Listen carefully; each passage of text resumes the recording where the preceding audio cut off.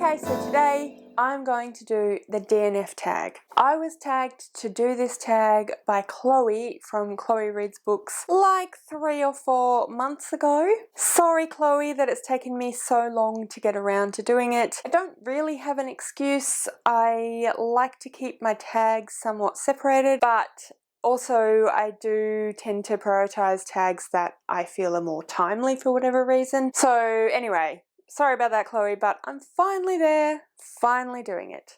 So, the DNF tag. For anyone who is watching this that isn't familiar with booktube jargon, DNF is did not finish. So it's going to be talking about my stance on finishing books or not finishing books, and talking about some books that I have decided I did not want to finish.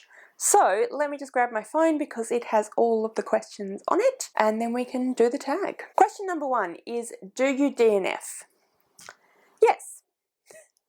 This is a stance that I've come to in the last 10 years-ish. So I never used to DNF. When I was younger, I used to always think that it was kind of somehow rude not to finish a book, but I do definitely DNF now. Question number 2, if you DNF a book, does it count towards your books read for the month? It really depends on how far into the book I get before I decide to put it down. If I've read over half, then yes it does. If I've only read a couple of chapters, then I don't. No, it doesn't. Question 3, is there a difference between a DNF and just putting it down? Yes, I think so.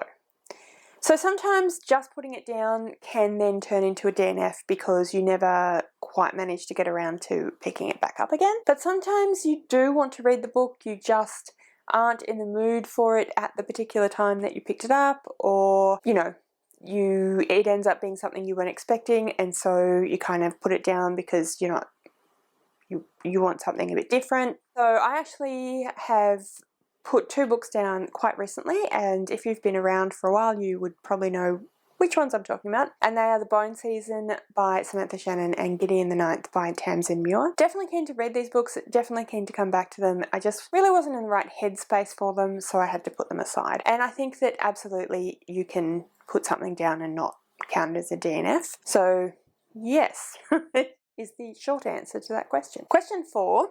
What popular book have you DNF'd? You guys are going to be really sick of me talking about this author / this book, but the most popular book that I have ever DNF'd was The City of Fallen Angels by Cassandra Clare, which is the 4th book in the Mortal Instruments series. I always get mixed up because I always want to say the Shadowhunter series, which of course the entire lot of books are Shadowhunters, it's just Shadowhunter universe.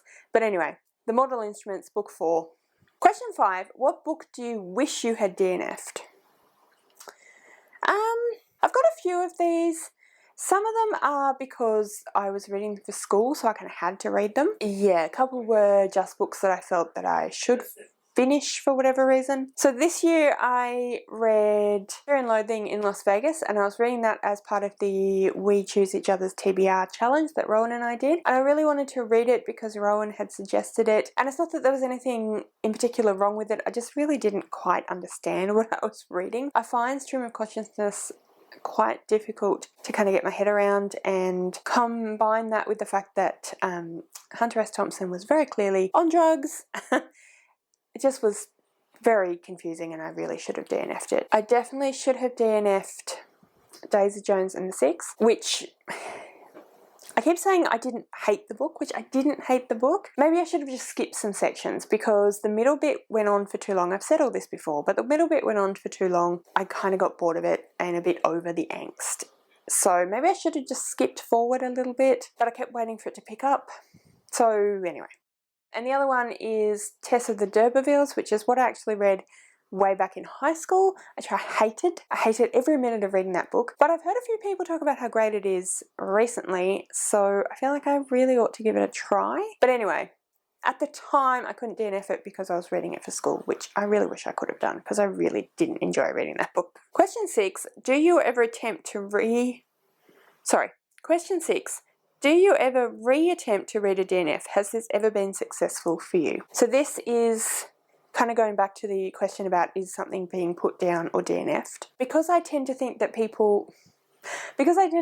books are either paused or DNF'd. I don't think that I don't think I ever have put a book down, decided not to read it, and then picked it back up again. Like my stance with Cassandra Clare is I feel like I just went, I don't want to read Cassandra Clare, but I'm happy to be talked into reading more of her books, but I definitely don't want to go back to the Mortal Instruments. Yeah, I don't think I have, and I don't know that I will, if that makes sense. Question 8. Do you choose more or less risky titles because of your stance on DNF? I don't know that I necessarily choose risky titles in general.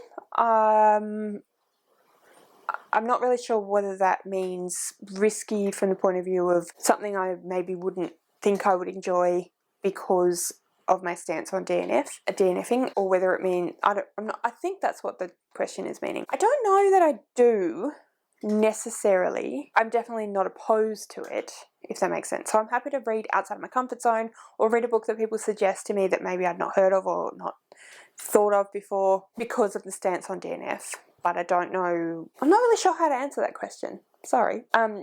Yes, I think so, but I don't know that I have. And the final question is to tag people. So I'm going to tag Connor from Connor's Library Corner because he tags me in a lot of his tags and I like to reciprocate the favour. Also, I'm curious to see what he would say to these questions. I am also going to tag Kat from Brews and Reviews because again, I'm curious to see what she is going to say to these questions as well. And finally, I'm going to tag Kenya from Reviews May Vary for the same reason because I'm curious to know what her answers are. All of these people are amazing booktubers.